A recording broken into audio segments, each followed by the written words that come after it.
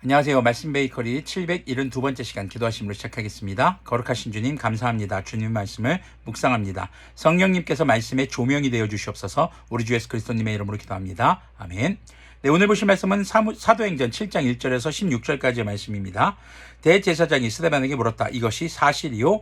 자, 지금 거짓된 모함과 또 거짓 고발로 또 거짓 증인들까지 세워서 스데반을 신고했던 무리들이 있었죠. 자, 스데반에게 이것이 사실인지를 물어봅니다. 뭐 진짜 사실이냐라고 물어본 것이 아니라 아마 분노하면서 물어본 거겠죠.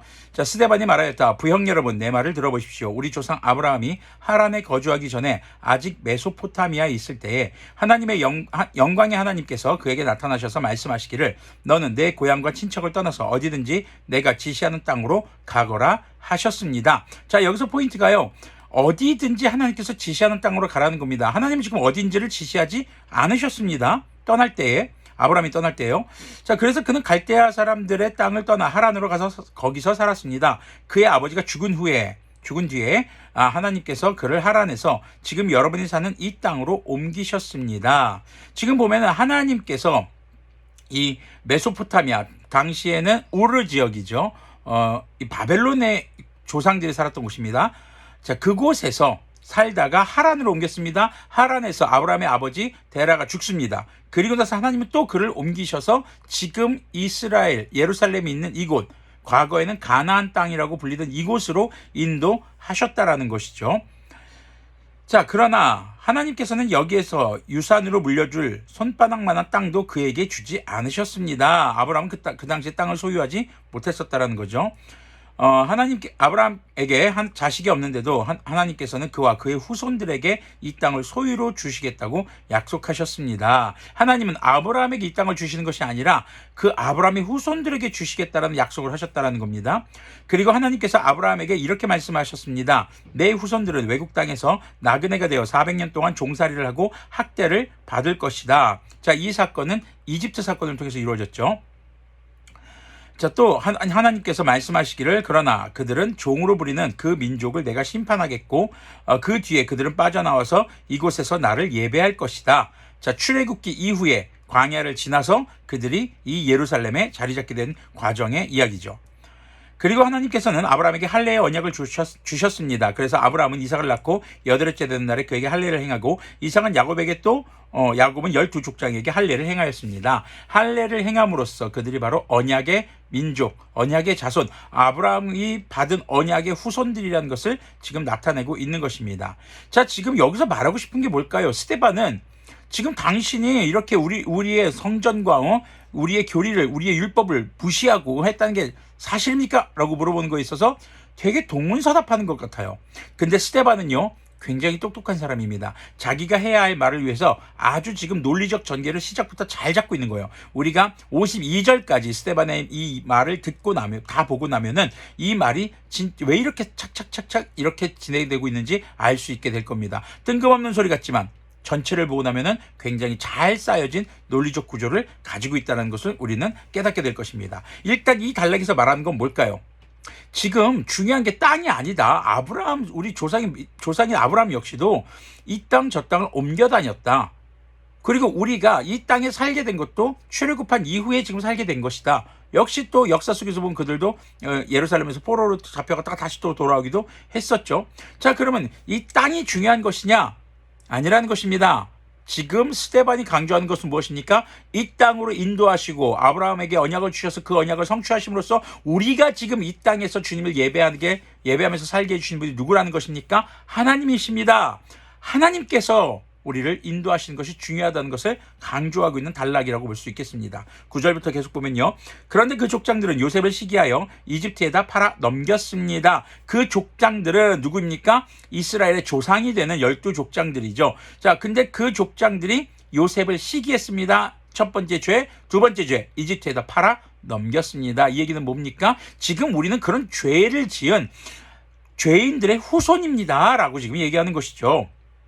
그러나 하나님께서 그와 함께 하셔서, 자, 키포인트입니다. 그러나 하나님께서 그와 함께 하셔서 누구요? 요셉과 함께 하셨다라는 것이죠. 모든 환난에서 그를 건져내시고 그에게 은총과 지혜를 주셔서 이집트의 바로 왕에게 총애를 받게 하셨습니다. 바로는 그를 총리로 세워서 이집트와 자기 온 집을 다스리게 하였습니다. 자, 보십시오.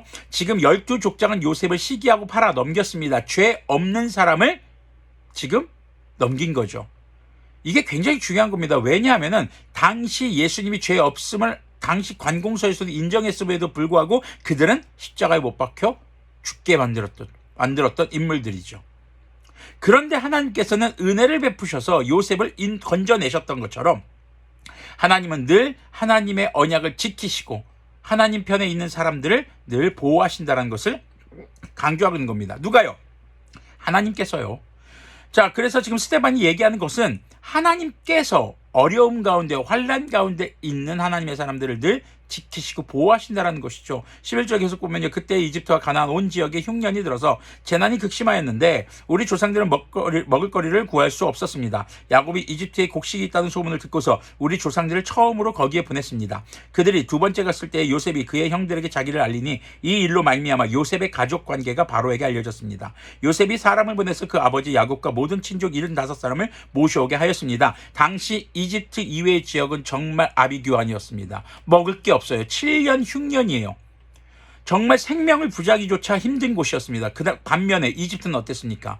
먹거리가 있었습니다. 바로 생명을 보존할 수 있고 생명의 구원을 받을 수 있는 곳이었죠. 억울하게 지금 시기와 그리고 잘못된 그들의 판단으로 12족장의 판단으로 이집트에 팔아 넘겨졌던 요셉을 통해서 이 아브라함의 후손들 12족장과 그 가족들이 구원을 받는 그런 이야기가 지금 나오고 있는 것입니다. 자, 요셉이